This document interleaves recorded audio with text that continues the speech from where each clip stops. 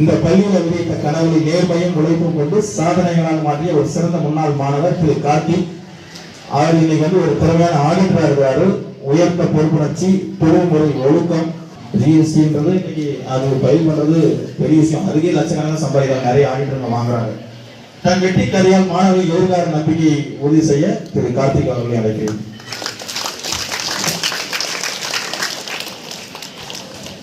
அனைவருக்கும் வணக்கம். ஆசிரியர்கள் மற்றும் மாணவர்கள் அனைவருக்கும் தலைவணக்கத்தை தெரிவித்துக் கொள்கிறேன். நானும் நார்மலாக படித்த ஸ்டூடெண்ட்டு தான். ஆனால் இன்னைக்கு எனக்கே ஒரு அங்கீகாரத்தை கொடுத்து இந்த ஸ்டாஃப் எங்களுக்கும் ஒரு அங்கீகாரத்தை கொடுத்து அவங்களுக்கு ஈக்குவலாக உட்கார வச்சு என்னையே பேச வச்சிருக்காங்கிறது எனக்கு ரொம்ப சந்தோஷமாக தான் இருக்குது. அதாவது +1 +2 நான் எடுத்துக்கிறது தான் ஆடிட்டு. உங்களுக்கு எல்லாருமே நீங்கள் படிக்கிறது எல்லாமே டாக்டர், இன்ஜினியர், வக்கீல்ன்றது மட்டும்தான் உங்களுக்கு தெரியுதே தவிர ஆடிட்டர்ன்ற ஒரு கோர்ஸ் இருக்கிறது யாருக்குமே தெரியவே மாட்டேங்குது. எடுத்ததுமே எல்லாருமே டாக்டர், வக்கீல், இன்ஜினியர் இதே தான் யோசிக்கிறாங்களே தவிர ஆடிட்டர் அப்படின்றது ஒரு தொழில்ன்ற ஒரு இருக்கு, படிப்புன்றது இருக்கிறது யாருக்கும் தெரியவே மாட்டேங்குது. அப்படின்றது ஒரு தொழில் எனக்கு யாரும் சொல்லலை. உங்களுக்கு சார் சுரேஷ் சார் சொன்ன மாதிரி உங்களுக்கு சொல்றதுக்கு ஆள் இருக்காங்க, எங்களுக்கு சொல்றதுக்கு ஆள் இல்லை, செயல்படுறதுக்கு ஆள் இல்லை. கஷ்டப்பட்டு படித்து முன்னுக்கு வந்தவங்க தான் நாங்களும். அந்த அளவுக்கு நம்ம முன்னுக்கும் வரலைனாலும் இன்னைக்கு பேசுகிற நிலைமைக்கு வந்துடுறது எனக்கு ஒரு சந்தோஷமாக இருக்குது. ஒன்றும் பிரச்சனை இல்லை. 10th வெறும் 360 மார்க் எடுத்தேன். நான் வெறும் 360 மார்க் எடுத்துட்டு காமர்ஸ் கம்ப்யூட்டர் சேர்ந்தேன். நான் எங்களுக்கு இதுக்கு முன்னே காமர்ஸ் கம்ப்யூட்டரில் ஸ்டாஃபாக இருந்தவங்க ரமாமணின்னு ஒரு டீச்சர் ஒருத்தருந்தாங்க. அவங்க என்னோட மார்க்கை பார்த்துட்டு மேக்ஸ் கம்ப்யூட்டர் மேக்ஸ் பயாலஜி எடுத்துக்கலாம், நீ ஏன்னா அந்த குரூப் வரேன்னு சொல்லியிருந்தாங்க. அவங்க ஆனால் எனக்கு என்ன ஈர்ப்புனாலும் தெரியாது. ஆனால் காமர்ஸ் கம்ப்யூட்டர் நான் எடுத்தேன். காமர்ஸ் கம்ப்யூட்டர் எடுத்து +1 +2 இப்போ நீங்கள் எப்படி கவனிக்காமல் வாத்தியார் சொல்கிறத கேட்காம இருக்கீங்களோ அதே மாதிரி என்னடா இவங்க பாட்டு பேசிட்டே இருக்காங்க, நாமளும் அதே மாதிரி தான் கட்டிக்கிட்டே இருக்கிறான்ற மாதிரி நானும் அமைதியாக தான் இருந்தேன். பேசாமல் சேட்டை பண்ணிட்டு அப்படி தான் உட்காந்துட்டு இருந்தோம். ஆனால் அதையெல்லாம் கடந்துமே போக போக தான் இந்த வாழ்க்கைனா என்ன, அனுபவம்னா என்னன்றது எங்களுக்கு தெரியவே வந்துச்சு. உண்மையை சொல்ல போனால் நான் காமர்ஸ் கம்ப்யூட்டர் எடுத்தாலையும் +1 அரையாண்டில் ஃபெயில் ஆனேன் நான். ஆனால் +2 900 மார்க் எடுத்தேன் நான். நீங்கள் எழுதுகிற மார்க் 600 மார்க், ஆனால் நாங்கள் எழுதுனது 1200 மார்க் எடுத்தோம். 1200 900 மார்க் எடுத்தோம். எல்லாரும் காமர்ஸ் கம்ப்யூட்டர் ஈஸின்னு சொல்லுவாங்க. ஆனால் அவங்க ஒர்க் அவுட் பண்ணால் மட்டும்தான் ஈஸியாகவே இருக்கும். கஷ்டப்பட்டு எங்களுக்கு தகுந்த மாதிரி இது வரைக்கும் நான் குழந்தைகள் சார் எங்களுக்கு அடிக்கடி சொல்லிக் கொடுப்பாரு அக்கௌண்ட்ஸ் போகிறதுக்கு. ஆனால் அந்த எக்ஸாம் டைம்னு வந்தால் மட்டும் அந்த அக்கௌண்ட்ஸ் என்ன ஒரு ஆர்வம் தெரியாது. நான் +2 அக்கௌண்ட்ஸில் 190 மார்க் எடுத்தேன். 200க்கு 190 மார்க் எடுத்து இன்னைக்கு இந்த பொசிஷன் இருக்கேன். ஆனால் அப்படி பண்ணியுமே எனக்கு கவர்மெண்ட் காலேஜில் சீட்டு கிடைக்கல. ஃபஸ்ட்டு நான் கவர்மெண்ட் காலேஜில் படித்தேன். டிகிரி கவர்மெண்ட் காலேஜில் சீட்டு கிடைக்காத எனக்கு ஒரு கொழுப்பு தான். அப்போ கவர்மெண்ட் காலேஜ் சீட்டு கிடைக்கிறது போகும்போது கவுன்சிலிங்கெல்லாம் அப்ளை பண்ணிட்டு போயிருந்தோம். என்னோட படித்த பசங்க எல்லாருமே பிகாம் எடுத்துக்கிட்டாங்க. அவங்க பிகாம் எடுத்தாங்க. எனக்கு பிகாம் சிஏ கிடைச்சு. நான் பிகாம் சிஏ வேணாம், எனக்கு பிகாம் தான் வேணும்னு எனக்கு சீட்டு கிடைக்கல.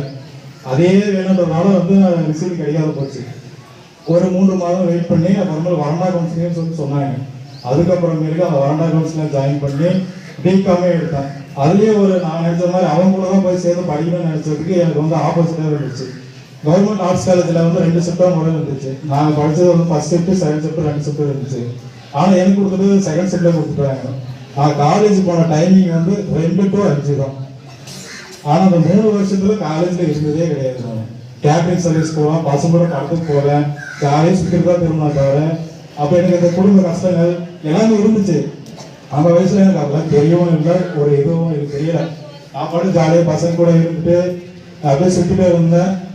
செமஸ்டர் எக்ஸாம் ரிசல்ட் வந்த பின்னாடி அந்த தமிழ் ஸ்டாஃப் எங்கள் ஆசிரியர் கூப்பிட்டு நீ நிற்க வச்சு என்ன படிக்கிற நீ அப்படின்னு சொல்லி கொஞ்சம் வித்தியாசமாக பேசினாங்க. காலேஜ் தான் எல்லாருமே நீங்கள் ஸ்கூலில் சொல்லி தர மாதிரி தான் அவங்களும் சொல்லி கொடுக்குறாங்க. இந்த நேரத்தில் நான் தெரியாமையும் அது படிக்காமையும் பாஸ் பண்ணதுக்கு ஒரே ஒரு காரணம் 6ஆவதுலேருந்து 12ஆவது வரைக்கும் நான் படித்தேன் இந்த தமிழ் தான்.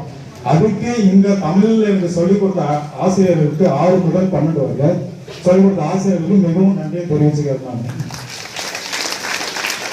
அதுக்கு என்ன என் குடும்பம் இருக்கு, என் குடும்பத்தை நம்பி நான் இருக்கேன். இப்ப யாரு இதை காப்பாற்றுறது அப்படின்ற மாதிரி ஒரு யோசனை வந்துச்சு எனக்கு. இந்த சிஏன்றதெல்லாம் சொல்றேன்னா தெரியும் தெரியாது. சிஏனா சார் சொல்லியிருக்காரு, குழந்தைகள் சார் சொல்லியிருக்காரு, ஆடிட்டிங்லாம் படிச்சா நல்லா வேகண்ட் இருக்கு அப்படின்னு பார்த்து சொல்லியிருக்காரு. நாங்களாம் அதெல்லாம் கேட்டதே கிடையாது, படிச்சதும் கிடையாது. அப்படின்ற போது எனக்குள்ளே ஒரு எண்ணம் வந்து சிஏனா உங்களுக்கு வந்து என்னன்னு தெரியுமா தெரியாது எனக்கு தெரியல. ஆனா சார்ட்டர்ட் அக்கௌண்டன்ட் ஒன்று ஆப்ஷன் இருக்கு. படிச்சா நல்ல வேலை வாய்ப்போட சொந்த ஊர்ல சொந்த இடத்துல அந்த இடத்துல லட்சக்கணக்கில் சம்பாதிக்கிறதுக்கான திறமை அதுல இருக்கு. இன்னைக்கு நான் வேலைக்கே போனாலையும் நான் அந்த இடத்துல என்னால ஒரே ஒரு மணி நேரத்துல 15,000 சம்பாதிக்கணும்.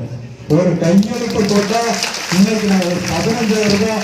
எல்லாரும் கஷ்டப்பட்டு மாசம் மூலம் 30 நாள் போய் சம்பாதிச்சாலும் அந்த 15,000 10,000 சம்பாதிப்பாங்க. ஆனா இன்னைக்கு நான் வட்டாரத்துல கையெழுத்து போனா எனக்கு 15,000 20,000 சம்பளம் உண்டு.